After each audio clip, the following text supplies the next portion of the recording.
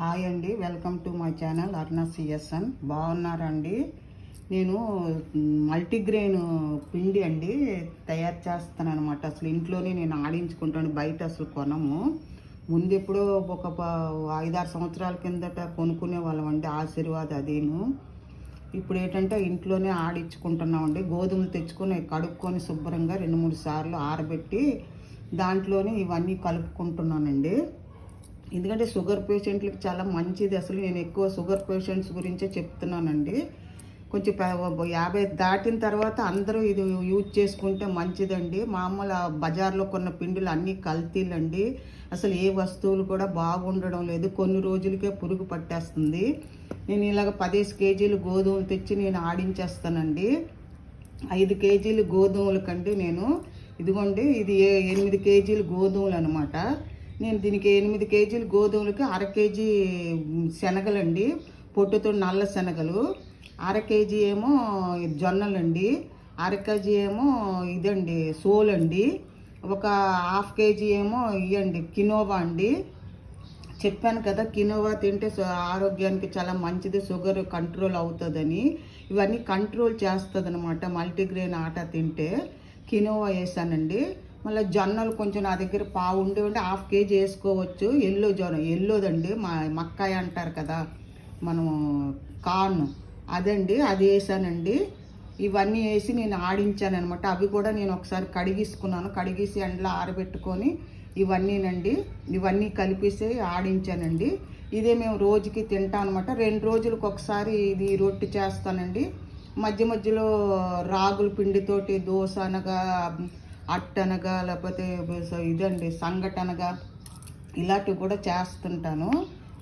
జొన్న రొట్టు కూడా చేస్తానండి, అది కూడా ఆడించాను నేను. జొన్న రొట్టు కూడా అన్నీ కూడా మేము ఆడించే పెట్టుకుంటామండి. శనగపిండి కూడా ఆడించుకుంటామండి, అది కూడాను 3 కేజీలు అలాగ ఆడించేసి పెట్టుకుంటామండి. ఎప్పుడైనా పకోడా ఏదైనా చేసుకోవడానికి ఇలాగ. ఇది చాలా మంచిదనమాట. ఇది ఆరోగ్యానికి చాలా మల్టీగ్రెయిన్ పిండి అందరికీ తెలుసండి. ఇది తినాలి, మోకాలు నొప్పులు ఇవన్నీ కూడా రావండి. డైజెషన్ శుభ్రంగా అవుతుంది, ఫైబర్ ఉంటుంది కదా. ఈ శనగలు ఉన్నాయి, జొన్నలు ఉన్నాయి, రాగులు ఉన్నాయి, అందు గురించి ఇవన్నీ ఉన్నాయి కాబట్టి మనకి డైజెషన్ ప్రాబ్లం రాదండి. ఉట్టి గోధుమలు అయితే కొంతమందికి ఆ వేడెక్కిపోవడము, అదంతా తొందరగా డైజెషన్ అవ్వకపోవడం అండి, మోషన్ ఫ్రీగా అవ్వకపోవడం ఇవన్నీ ఉంటాయి.